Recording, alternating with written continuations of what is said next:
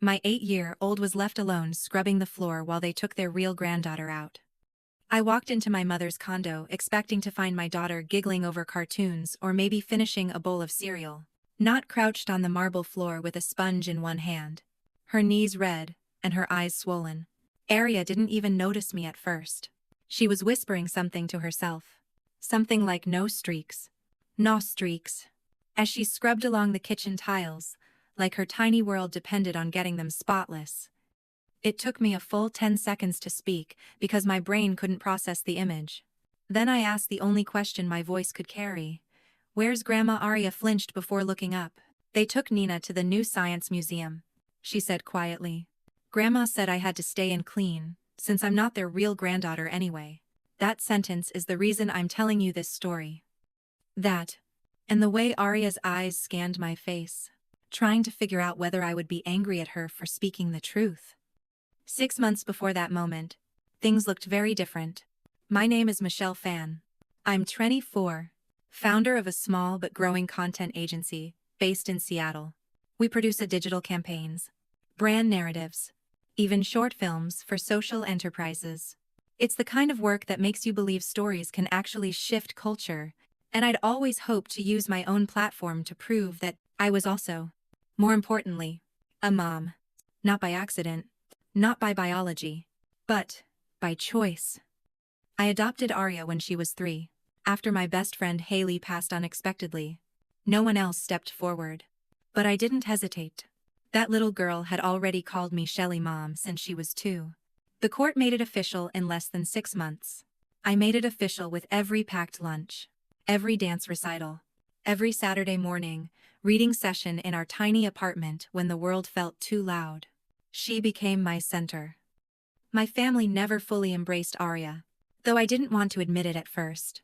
They congratulated me politely when the adoption papers went through, but there was always something performative about their interest. They asked how she was doing, but rarely listened to the answer. They showed up for birthdays with presents, then posted photos of Nina instead. Nina is Henry's daughter, Menietza, born just 5 weeks apart from Arya.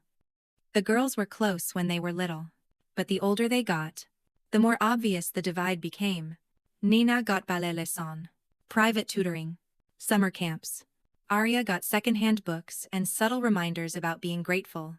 My mother, Evelyn, once told me over dinner, "Arya's a sweet kid, but she's not exactly blood. Michelle, don't expect your father to bond the same way." I didn't respond then. I should have. It all came to a head the weekend I had to fly to Los Angeles for a pitch. It was a major campaign, the kind that could put our agency on the map. I planned every hour around Arya's care. Brenda, my assistant, had lined up her godmother to babysit, but a last-minute emergency canceled that. My parents offered to help. "Let her stay with us," Evelyn insisted, as if it were a favor I should be grateful for. Against my better judgment, I said yes. I even convinced myself it would be good for them. A bonding weekend. Evelyn and Paul had never had real one-on-one time with Arya. Maybe, I thought, they'd finally see what I saw. I was supposed to be gone for 3 days, but the client canceled at the last minute, giving us an early green light. I changed my flight without telling anyone, planning to surprise Arya. The moment I stepped out of the Uber and saw Nina's scooter on the porch but no sign of Arya's shoes, something felt off. When I walked through that door and heard the sound of scrubbing, the image of her knees pressing into the cold floor, it confirmed what I had quietly feared for years. And it made me realize something else too. This wasn't an isolated moment. This was a culmination. What Arya said next still echoes in me. She looked down and whispered, "Grandma said if I do a good job, maybe they'll take me next time. But I have to stop being so sensitive." I nodded, knelt beside her, and wrapped my arms around her small frame. She didn't hug me back right away. I don't think she trusted that it was safe. And in that moment, neither did I. I helped Arya stand, her legs shaky from kneeling too long, and carried her to the couch. She didn't resist. But she didn't speak either. I fetched a warm towel, wiped her hands gently, and asked if she'd had lunch. She shook her head. There were dishes in the sink, including a plastic plate with smudged grape jelly. I recognized it as hers. The others had clearly eaten out. Nina's favorite fast food wrappers were in the trash. I remember staring at the sink, numb, as my daughter lay curled up with a throw blanket behind me. I had packed that blanket myself 2 days ago, thinking it might make her feel more at home here. Now, I realized I had mistaken safety for symbolism. It wasn't the first time I had ignored a red flag. The earliest memory goes back to Christmas 3 years ago. The girls were 4 then, barely able to unwrap presents without adult help. Evelyn had gifted Nina a pink scooter with her name etched into the side, and given Arya a box of wooden puzzles, labeled ages 2 to 3. She'd smiled and said, "I figured Arya's still catching up developmentally." Right. I remember freezing for a second. I'm wondering if I'd heard her right. But Henry had laughed it off. And my father changed the subject. That became a pattern. Small dismissals brushed aside by group denial. Easter baskets where Arya's had off-brand chocolate, while Nina's was filled with designer bows. Birthday parties, where Arya was invited, but never featured. Once, a photo of both girls blowing candles was cropped to include only Nina on Evelyn's Facebook. The caption read, "Our shining light." I remember showing it to Brenda at work and trying to laugh. Maybe she just didn't like Arya's angle, I said. Brenda gave me a look I didn't want to translate. What I hadn't realized was how much Arya had been internalizing. She had always been quiet, more observant than expressive. I thought her clinginess in public settings was just a personality trait. Now I could see it was a response. A defense. When a child senses the room isn't built for them, they don't cry louder. They shrink. And Arya had been shrinking for a long time. I remembered the time we went to a family brunch, and she tugged my sleeve to ask, "Should I call Grandma and Grandpa my grandparents? Or just yours?" I had brushed it off with "Of course they're yours too." But now I wondered if she'd ever believed me. My father, Paul. It was less vocal than Evelyn, but no less complicit. He had a way of ignoring Arya entirely when she spoke. If she asked a question, he'd pretend not to hear. If she showed him a drawing, he'd glance at it, nod vague, and then praise Nina's piano progress instead.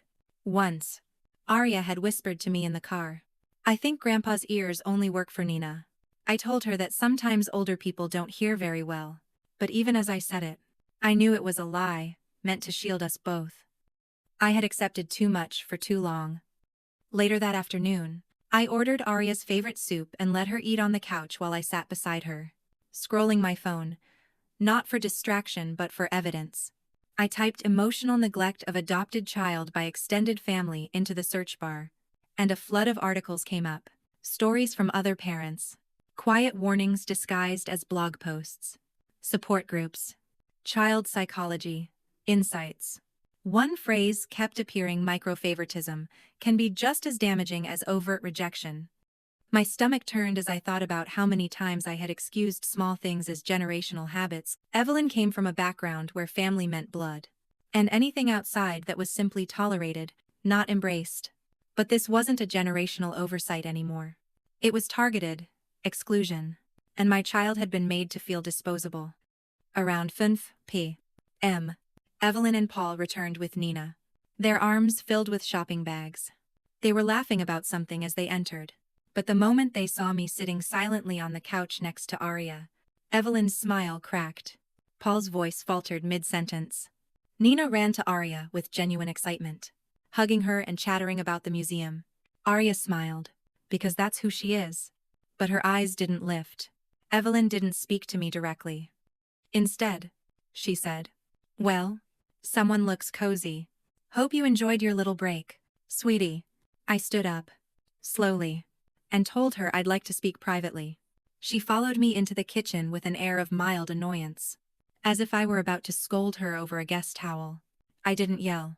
I just said it clearly. "You left my daughter alone for hours, after assigning her chores, while you took Nina out for a treat. Do you see what's wrong with that?" Evelyn blinked and shrugged. She spilled juice all over the rug. She needed to learn responsibility. "You overreact, Michelle. And she's not your real daughter. That kind of spoiling doesn't serve anyone." That sentence will never leave me. Not just because it was cruel, but because it was said with such cold confidence. Like I was the one disrupting the natural order. I didn't respond then. I didn't trust myself to speak. I just nodded and walked back to Arya, who was now curled into Nina, half listening to stories about dinosaur exhibits. That night, I packed our bags and drove us home in silence. Arya slept in the back seat, her head tilted against Mr. Fuzzball, her favorite plush otter. As the city lights blurred past, I made two promises to myself.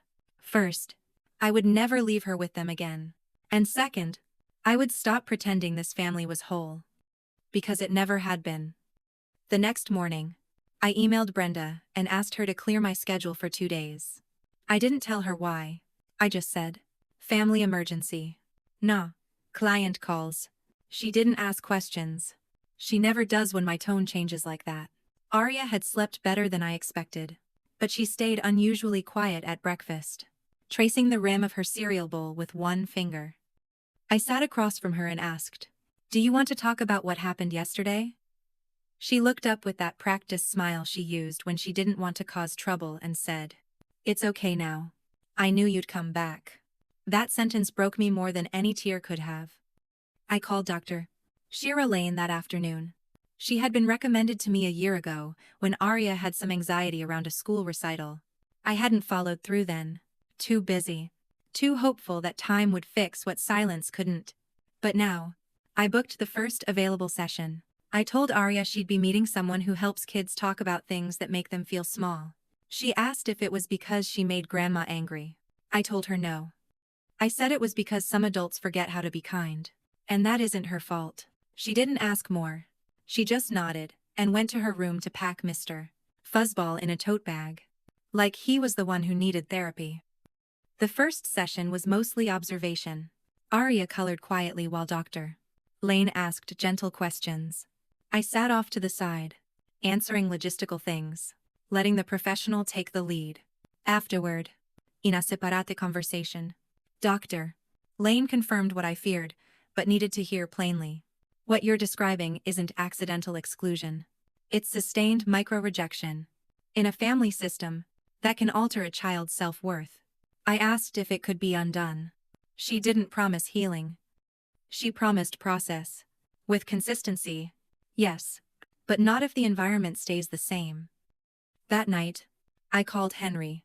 He picked up on the second ring, cheerful and distracted, as always. "Hey sis. Everything okay?" I told him about what had happened with our parents. The words came out clearer than I expected. I described the cleaning, the museum trip, the tone Evelyn had used when she called Arya not real. Henry went silent for a moment, then sighed. "Look, you know how Mom is. She doesn't mean harm. She's just old school."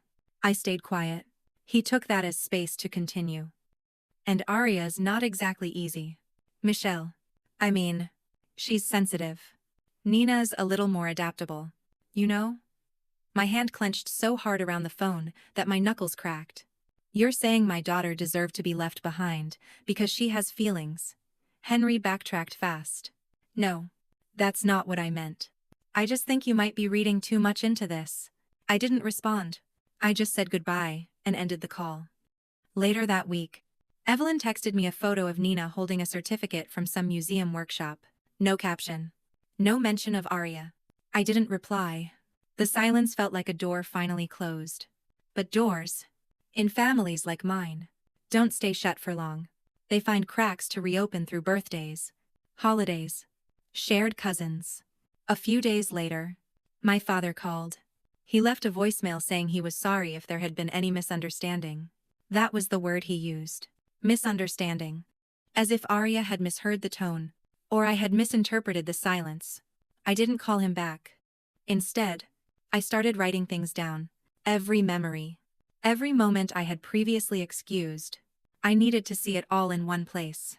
I created a document titled Evidence I Ignored and filled it with things like Christmas gift imbalance, Facebook crop, Grandpa ignoring her artwork, Easter basket comments, museum incident, and responsibility punishment. It was long. Too long. I wasn't building a case for revenge. I was building a mirror I couldn't look away from anymore. Meanwhile, Dr. Lane started working with Arya on reframing identity.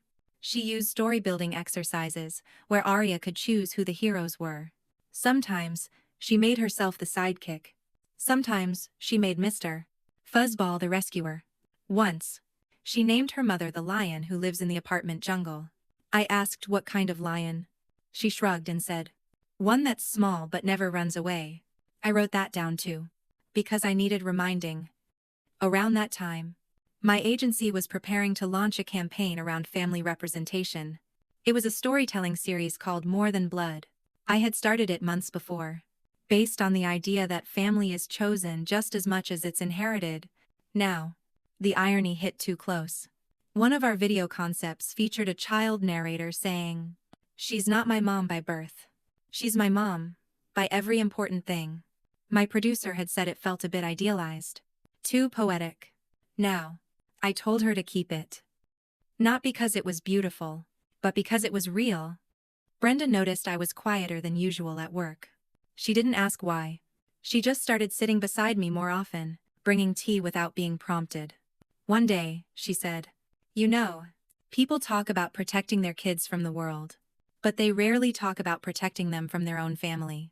I looked at her and asked, "Do you think I waited too long?" She shook her head. "No. You waited just long enough, to be sure. And now you are." That night, I deleted every family group chat. Not out of anger, but out of clarity. I wasn't going to beg anyone to love my child, but I was going to make sure they never again had the chance to make her feel unloved. The silence didn't last long. Within a week of my decision to cut contact, the messages started coming. First from Aunt Linda, always the diplomatic one, offering what she called a gentle reminder that family is complicated, but unity is sacred. She asked if I might consider a conversation with Evelyn and Paul, maybe with a pastor present. Then came a voicemail from Uncle Greg, sounding confused, but vaguely accusatory. "Michelle, I don't know what happened, but your parents are devastated. Evelyn's barely sleeping. Just talk to them. For everyone's sake." The word everyone lingered, like a fog. Everyone. Except Arya. I didn't respond.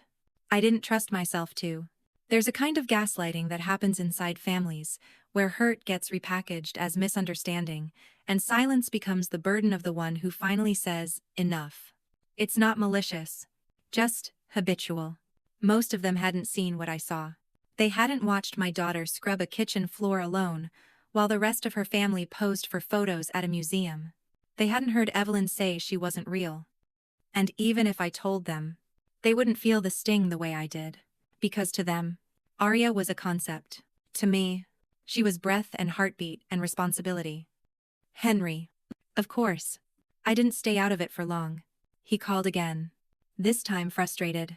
"Mom said you accused her of abuse. Are you serious?" "Michelle, you can't just throw around words like that because you're mad." I asked him, calmly, if leaving an 8-year-old alone for 4 hours, making her clean as punishment, and telling her she's not real, family qualifies as emotional abuse to him. He paused, just long enough for the answer to be obvious, then said, "Look, she's old. She doesn't filter well, but her heart's in the right place. You're going to ruin this family if you keep pushing." That was the moment I understood something terrifying. It wasn't that Evelyn and Paul didn't see what they'd done. It was that they didn't think it mattered. Meanwhile, Arya kept attending therapy. Dr. Lane introduced a journal system where Arya could draw or write one thing each day that made her feel like herself. Some days, it was a sketch of Mr. Fussball doing kung fu. Other days, it was a note that simply said, "I got 2 hugs at school today." I read them silently when she went to bed. Not to monitor her, but to understand the fragile ways her world rebuilt itself. One small act at a time. When I asked her how she was feeling, she would sometimes say, "Better. I think. I feel more like my own person. 8 years old. And already needing to assert the right to be whole." At work, the More Than Blood campaign was nearing its internal pitch phase. I scheduled a meeting with the board and proposed we partner with a nonprofit focused on foster youth and non-traditional families. One executive asked if it might be too specific for general audiences. I told him that the only thing general about families is how often we pretend they work when they don't. He didn't argue. He just nodded and asked when the partnership announcement would go public. I told him the date would line up with a very personal milestone, Arya's 9th birthday. Brenda helped me design a digital series called 9 and Bold, featuring 9 kids from diverse family structures, telling their stories through art and voiceover. Arya was one of them, though her identity would be kept private at first. She chose her pseudonym, Phoenix, and her message was simple: I don't look like my mom, but I talk like her. And when I feel brave, it's because she taught me how. When I played the audio back for the first time, I had to step outside the editing room. I stood in the stairwell for 15 minutes, trying to breathe. A few days before the public launch, I received a handwritten note in the mail. It was from Evelyn. The envelope was thick, the handwriting elegant as always. Inside was a 2-page letter. The kind written by someone who thinks control can still be regained with penmanship. She apologized for unintended consequences, claimed she never meant for Arya to feel excluded, then pivoted quickly into lamenting how the family had become fractured beyond recognition. The last paragraph was the real message. She asked if Nina could still have her birthday party at my apartment like last year, as if none of it had happened. I didn't respond. I forwarded the letter to Dr. Lane for documentation. That was the point. I stopped hoping for change. Not out of bitterness, but out of clarity. Some people apologize only to regain access. They don't want healing. They want restoration of power. And I was done handing out keys to people who had no business walking through the door again. On Arya's 9th birthday, we released the campaign. It went live across multiple platforms, and within 48 hours, Phoenix's voice had over 200,000 views. Comments flooded in from people who recognized themselves in those quiet words about being chosen, about mattering even without matching last names or DNA strands. Arya didn't know the numbers, of course. What she saw was a cupcake tower, her favorite lemon frosting, and a living room full of people who called her family and meant it. As she blew out her candles, someone asked what she wished for. She smiled and said, "I don't need to tell. I already got it." I watched her eyes scan the room, then land on me, and I knew she wasn't talking about the party. I didn't find out about the group thread until Brenda showed me. She had been looped in accidentally when someone forwarded her a screenshot, assuming she might talk some sense into me. It was a mix of cousins, family friends, and 2 aunts I hadn't spoken to in years. The messages weren't overtly cruel. That would have been easier to deal with. They were worse, coded in concern, wrapped in the language of unity and tradition. One cousin asked whether I was maybe projecting unresolved issues onto a well-meaning grandmother.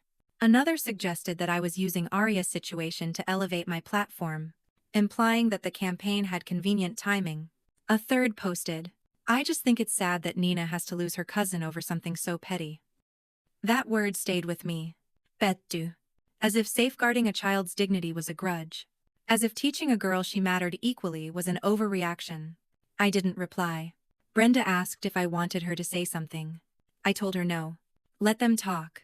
Let them stay comfortable in the illusion that neutrality equals kindness. I had learned something the hard way: when you stand up for a child against the people who believe they own the definition of family, you will be seen as divisive, no matter how calmly you move. The gossip didn't stop there. One of the local uncles, someone who hadn't attended a single one of Arya's birthdays, told his church group, I had lost myself to a culture war. A distant cousin messaged me with a long text about forgiveness and how true family fights, but always comes back together. I reread that line twice, realizing it implied my daughter should be the one to return, as if the burden of repair belonged to the child, not the adults who broke her trust. Meanwhile, Henry quietly tried to salvage the family's image. He posted a photo of Nina and Evelyn with the caption, "Generations of Strength," followed by a hashtag that said "Family First." I didn't respond. I didn't need to. Some things crumble just by being ignored. Inside our home, things were steadier. Arya started humming again while brushing her teeth, a sound I hadn't realized I missed. She asked if Phoenix could do a second video. Dr. Lane encouraged it, saying expression was her form of agency. The new piece featured a drawing of a tree with different kinds of roots. Some straight, some twisted, some cut and regrown. Underneath it, Arya had written, "You don't have to look like the tree to belong to the forest." When I read that line, I printed it out and pinned it on my office wall. Not as a motto, but as a reminder that healing often comes from the ones we're trying to protect. Professionally, the campaign took off faster than any of us expected. National parenting blogs picked it up. A nonprofit from Chicago reached out to license the concept for an adoption awareness initiative. Suddenly, Phoenix's voice wasn't just part of our agency, it was shaping how others talked about chosen family. I stayed behind the scenes, refusing interviews, letting the work speak. But privately, I knew the campaign's roots had been born from a kitchen floor, a bucket of soapy water, and a child who thought cleaning was her ticket to being wanted. One afternoon, Nina's teacher reached out. She was planning a class heritage project and wanted to confirm if Arya would attend the extended family photo day. I told her we wouldn't be participating this year, but thanked her for the thoughtfulness. Later that night, Arya asked me if Nina hated her. I asked where that came from. She said Nina hadn't called in weeks. No texts. No emojis. Just silence. I told her gently. Sometimes people stay quiet not because they're angry, but because they're unsure how to undo what others told them. She asked if that meant Nina was still allowed to be her cousin. I told her yes. But being a cousin wasn't just a title. It was a choice you had to make over and over. She nodded, then said, I hope she chooses again. Around that same time, Henry reached out. Not a call this time. A dinner invitation. Just you and me. The message said. Let's clear the air. I stared at it for a long moment before replying. Only if we talk about Arya first. He agreed. And we met at a small restaurant halfway between our neighborhoods. The moment he walked in, I could tell he wasn't there to fight. He looked tired, not defensive. We ordered quietly, exchanged some light conversation. Then I asked, do you believe Arya deserves the same respect Nina gets? He didn't answer right away. Instead, he said, you were always the one who challenged things. I admired that. But Mom, she's never changed. She won't. I leaned back and replied. Then I guess we build a family around the ones who do. As we left the restaurant, he asked, do you hate her? I said no. Hate would have made this easier. What I felt was disappointment measured in years. What I felt was a decision. One I had already made. And as I walked to my car, I realized I wasn't angry anymore. I wasn't waiting for an apology. I wasn't hoping to be understood. I was building a new ecosystem, one boundary at a time. Not to punish anyone, but to protect everything that had finally begun to grow. 2 months after Arya's birthday, I received an invitation I hadn't expected. It was from Nina's school, a formal request to participate in a community event called Generations in Story. A recorded series where students share stories about people in their families who have shaped how they see the world. I skimmed the email, already preparing to decline, until I saw the last line. Nina has chosen Arya as her subject, and she's asked that Michelle Fan attend with her. I stared at the message for nearly a full minute, unsure if it was a mistake or some elaborate guilt tactic. But then I remembered Arya's drawing of the tree, and how she had said, I hope she chooses again. I showed her the message that evening. Her hands trembled slightly as she read it, but her voice was steady. Does this mean she doesn't hate me? I told her. It might mean Nina is learning how to love beyond what she's been taught. Arya looked out the window and said, I want to go. But I don't want to be the only one talking. That's when I made the call to the school and asked if Arya could share her story. Too. Not as an accessory to Nina's growth, but as a voice in her own right. The coordinator hesitated, saying the segments were usually just one student per family, but after a brief silence, she agreed. The event was held in the school auditorium, with a modest stage, soft lighting, and a camera crew from the local education board. When we arrived, Evelyn and Paul were already seated in the back row. I hadn't seen them in person since that afternoon in the kitchen. They didn't wave. They didn't glare either. Just watched. Like people peering through a window into a house they no longer owned. Henry sat a few seats over, arms crossed, trying to look neutral. Brenda was there too, sitting beside Arya, notebook in hand, her presence silent but grounding.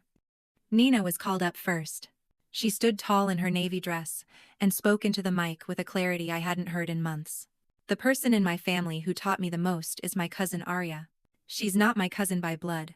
But that doesn't matter to me anymore. She showed me what courage looks like when someone tells you you don't belong. And she never said anything mean back. Even when I did. I think that's what makes her strong. She never made me feel small to feel big herself. I glanced sideways.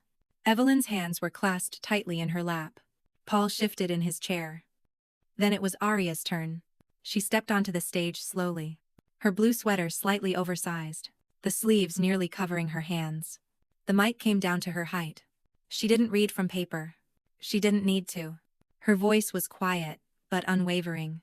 One time, when I was 8, I was left to clean floors, while other people went out for fun. It made me feel like I was only helpful when I was quiet and working. But later, someone told me that real family doesn't make you earn love with chores or silence. Real family reminds you, you were already enough. I didn't believe that at first. But then I saw people show up for me, not just in pictures or holidays, but when it was hard. And I learned I could be enough, even when I didn't match what others expected. I'm still learning, but I don't feel invisible anymore. The room was silent. No applause yet, just a stillness that stretched long enough for meaning to settle. Then, slowly, the clapping began. It wasn't loud or theatrical. It was the kind that grows when people know they've heard truth. And it deserves space. Brenda was crying. Henry was biting his lip, clearly rattled. Evelyn stared straight ahead. But Paul, he was the one who turned away, as if looking at Arya was more than he could manage.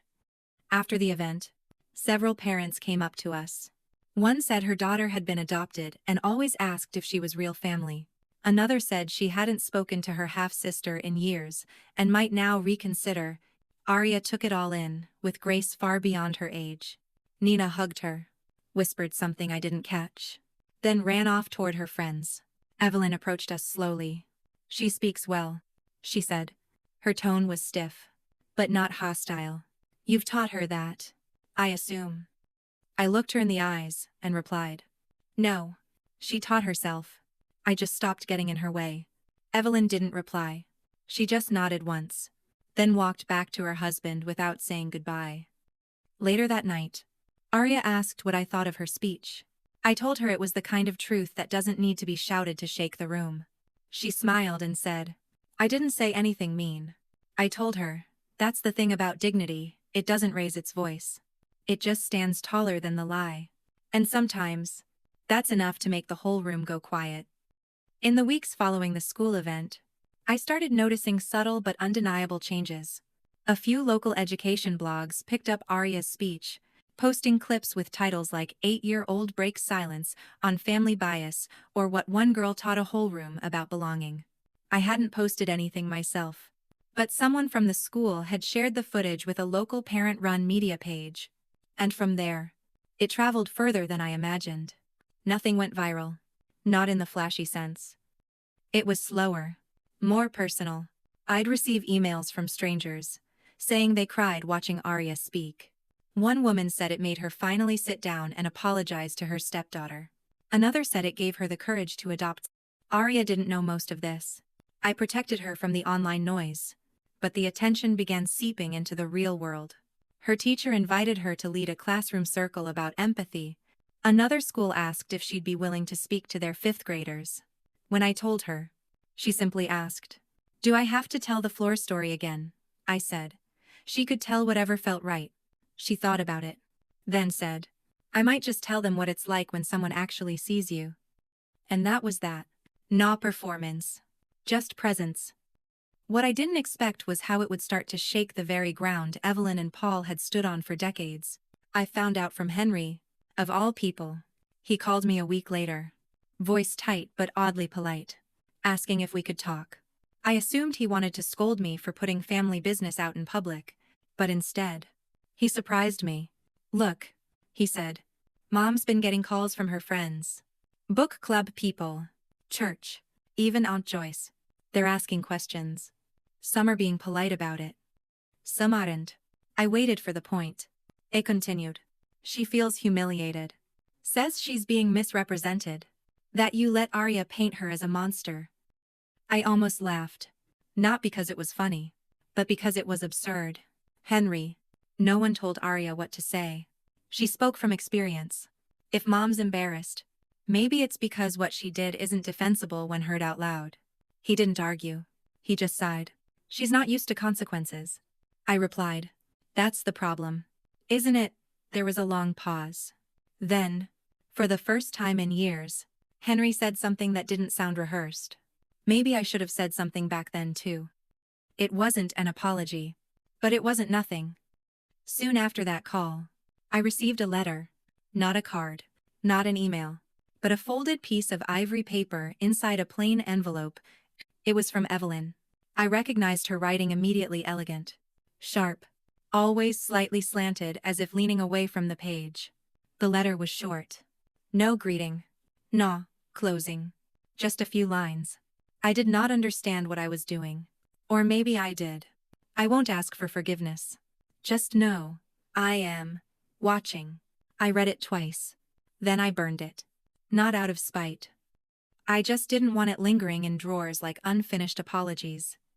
What struck me most wasn't the letter, but what followed. At the next school event, Arya's music recital, I saw Evelyn standing outside the auditorium, holding a gift bag and looking unsure of where to sit. She didn't approach me, but she didn't leave either. Arya spotted her from the stage and flinched. But she didn't stop playing. When the show ended, Evelyn walked up and handed Arya the bag. It's not much. Just a book. No strings. Then she turned and left, before Arya could even respond. The book was a copy of The Velveteen Rabbit, a story I used to read to Arya when she first moved in. Inside, on the title page, was written, "Sometimes real is not born. It's earned." Arya asked if that meant she was real now. I told her she was always real. Some people are just late to the truth. That moment marked a quiet shift. Not reconciliation. Not repair. But recognition. From that point on, Evelyn didn't try to insert herself. But she also didn't disappear. She sent Arya books on holidays. Not grand gestures. Just presents. Paul remained distant. But that wasn't new. What mattered was that the silence wasn't suffocating anymore. It was space. And space, when not filled with shame or denial, can eventually become room to grow. As for Arya, she kept walking forward. She didn't carry bitterness, just memory. And from that memory, she began writing stories of her own. I didn't realize how much I'd shrunk myself until I stopped needing permission to exist fully. For years, I had moved through my family like a shadow, at the edges of someone else's spotlight. I played peacemaker, helper, the dependable one who didn't ask for much. When I took Arya in, I didn't expect it to shift everything. But it did. Raising a child who was also healing me turned out to be the most clarifying experience of my life. After the school event, and Evelyn's unexpected gesture, something opened in me that had long been locked. It wasn't loud or immediate, but subtle. Like finally being able to breathe in a room I hadn't realized was suffocating me. For the first time in years, I started drawing again. Not commissions. Not projects for clients. But personal sketches. I filled notebooks at night, after Arya fell asleep. Some were soft portraits of her laughing at the breakfast table. Some were dark, abstract tangles that looked like grief with inked edges. All of them were mine. I didn't tell anyone at first. Not Henry. Not my friends. Not even Arya. It was something I needed to do privately. To remember who I was before I became everyone else's solution. One evening, Arya wandered into my workspace and saw a piece I'd left on the desk. It was a loose charcoal sketch of a small girl, sitting at the foot of a staircase, while a pair of glittering heels disappeared at the top. She studied it for a long time. Then she said, "That looks like when you used to be quiet." He blinked. "What do you mean?" I asked. "I don't know," she said. "But it feels like you were waiting for someone to hear you." That night, I submitted a small series anonymously to a local art collective. The theme was transformation. I didn't expect anything to come of it. I just wanted the work to live outside my apartment. A month later, I got an email. Not only had they accepted the series, but they wanted to feature it in an upcoming exhibit called Thresholds. I stood in the middle of my kitchen, rereading the email, while Arya sprinkled cinnamon on her toast like nothing in the world had shifted. But for me, everything had. The exhibit wasn't flashy, but it was deeply human. My section was small, tucked near the back, but people stood longer than I expected. Some stared silently. Others took notes. One woman whispered to her friend, "This one makes me feel like I wasn't crazy." I didn't correct her. I just stood nearby. Anonymous, but alive. That night, the curator pulled me aside. "We're putting your series in the print catalog. People keep asking about it." I nodded, trying to stay composed. Then, she said something that nearly undid me. "You've drawn grief. But not as a wound. As a doorway." After that, small invitations followed. A panel here. A guest critique there. I didn't become famous. I didn't need to. What I became was seen. And that was more than I ever thought I'd be allowed. Henry started checking in more. Sometimes sending photos of his son's drawings. Asking for gentle feedback. Evelyn remained distant but strangely steady. Like she was learning how to orbit without dominating. I never sent letters back. But I also didn't block the space she was trying to keep open. Arya continued growing into herself, equal parts, soft and strong, curious and careful. She started a scrapbook called Things That Made Me Feel Brave. The first page was her school speech. The second was a photo of us holding hands on the subway. Both of us, looking in opposite directions, but grounded in the same space. She titled that one, Two Versions of Forward. One evening, as we watched her glue another ticket stub into her book, she looked up and asked, "Do you think we're a real family now?" I didn't rush the answer. I thought about it. Then I said, "We were real the moment we decided to stay." She nodded, satisfied. Then she added, "Even when it was hard," I said. "Especially then." Revenge never came in the form they feared. I didn't shout. I didn't post. I didn't demand acknowledgement. I simply built a life that could stand without them. And in doing so, they were forced to face what they tried to erase, not through punishment, but through absence. There is a particular kind of justice in becoming undeniable without raising your voice. Some people measure change in loud moments. Applause, headlines, public apologies. But the kind of change I lived through arrived in softer waves. The kind you only notice when you stop to look around and realize you're not bracing for harm anymore. One of those moments came when I was asked to speak at a youth workshop. It was small, just a circle of girls in a public library's back room. Most of them were between 10 and 13. A few came with foster parents. Some sat by themselves. When I walked in, I didn't know if I had anything to offer. I wasn't a therapist or a teacher. I was just someone who'd kept going. So I told the truth. I told them about a time when I thought staying quiet made me safe. About how silence can feel like a shield, but also like a trap. I told them how one little girl reminded me that healing isn't loud. It's consistent, undrawing. One morning, one decision to stay kind when you want to disappear. After the session, one girl stayed behind. She looked like Arya did 2 years ago, guarded. Smart. Used to being overlooked. She handed me a folded slip of paper. "I don't talk much," she said. "But I drew this." It was a sketch of a sunflower cracking through a sidewalk. The caption read, "Even the ground couldn't stop her." I kept that paper in my wallet.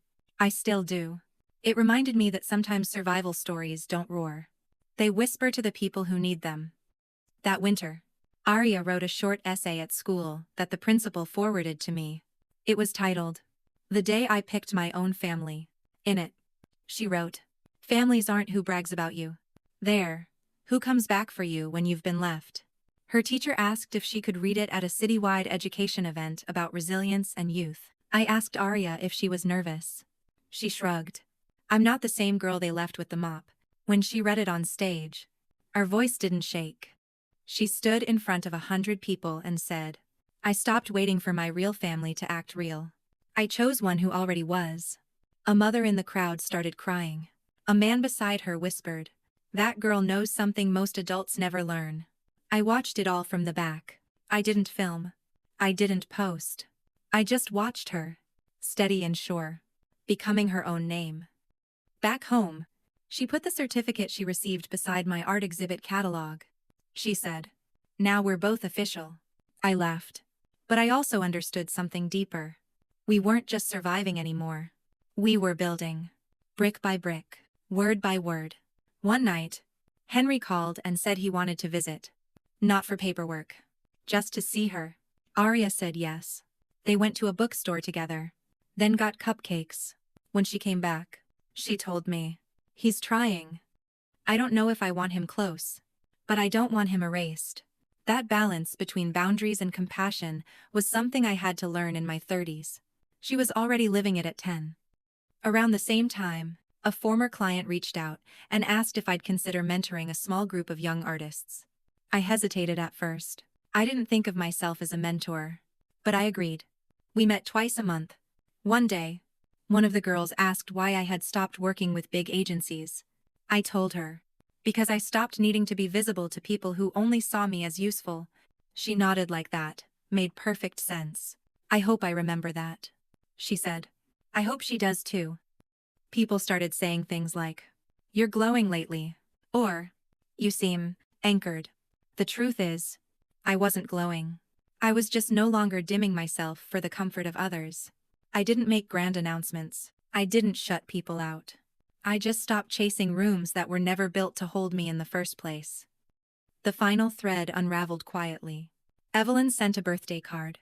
It didn't say much. Just, "Thinking of you both. I hope Arya is happy." I didn't respond. But I didn't throw it away either. I let it sit on the windowsill until the ink faded a little. Arya saw it one day and asked, "Do you miss them?" I said, "I miss the version of them I hoped existed." She nodded, then said, "You don't have to shrink just because someone else forgot how to grow." That sentence stayed with me. It sounded like something I should have told my younger self. But maybe that's what healing really is. Not going back to fix the damage. Just refusing to pass it forward. Some stories don't end with a bang. They end with a room, finally quiet enough for you to hear your own breathing.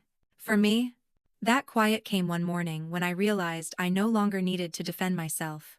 I wasn't waiting for an apology. I wasn't hoping for recognition. I wasn't even angry anymore. I had simply outgrown the space where pain used to echo. Arya was humming at the kitchen counter, gluing the last piece into her Brave Things scrapbook. It was a photo we'd taken the week before in front of her new school mural. She'd helped paint it a sprawling burst of color that wrapped around the brick wall like a story refusing to stay small. I watched her laugh. Smudge on her cheek. Light in her eyes. And I thought, this is what healing looks like. Not perfect. Not loud. But alive.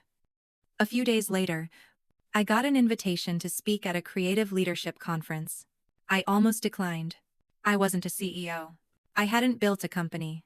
But the email said, "We're looking for voices who've rebuilt things the world never saw break." That line stayed with me. I said yes. At the event, I shared a piece I'd written but never published. It was about the difference between being useful and being valued. I talked about the years I spent accommodating people who only reached out when they needed something. I described the quiet grief of being erased from your own story, and the even quieter victory of writing yourself back in. When I finished, the room was still. Then a woman in the second row raised her hand. "How did you stop needing them to see you?" she asked. I looked at her and said, "By finally seeing myself." Later that night, I walked home under the city lights. I didn't feel powerful. I felt grounded. And that was enough. I passed the small gallery, where my first sketches had once hung. In the window, a new artist's work was being featured. I stopped for a moment. Not with envy, but with gratitude. Someone else was being seen now. That was the point. At home, Arya was waiting up. She asked how it went. I told her it felt like telling the truth out loud. Without asking for permission, she nodded. Then handed me a folded paper. "For later," she said. It was a poem she'd written in class. It read, "When they called me less, I became more. When they turned their backs, I faced forward." I didn't cry. I just hugged her. Because I knew she wasn't just healing from what had been done to her. She was growing into someone who wouldn't pass that pain on. Evelyn wrote one final letter that year. It didn't ask for anything. It didn't even explain. It simply said, "I see now. And I'm sorry it took this long." I didn't write back, but I folded it neatly and placed it in a box labeled, "Things I Lived Through." Not because I was holding on, but because I no longer needed to hide what had shaped me. Arya asked once if I ever wanted to go back, to try again, to invite everyone back into the life we'd rebuilt. I said no, not because I hate them, I told her, but because peace isn't a performance, and some people only show up when there's an audience. She nodded, like she understood. Then she said something I won't forget. I think being free means not needing everyone to clap. We're quiet now, but it's a different kind of quiet. Not the silence of being left out, but the stillness of being whole. We plant things. We paint. We read poems in small cafes. We laugh at inside jokes no one else would understand. We aren't proving anything. We're just living. And that, to me, is the most honest form of revenge, choosing joy on purpose. I never became the person they expected, but I became the person Arya needed. And eventually, the one I needed too. Not louder, just clearer. Not bitter, just grounded. And maybe that's the real full circle. Not returning to where the hurt started, but becoming someone who would never let it start again. So now I ask you quietly, but clearly, if they never apologize, if they never admit the harm, if they never come back changed, will you still choose to become someone free? And when your moment comes, will you recognize it, not by the noise, but by the peace that finally stays?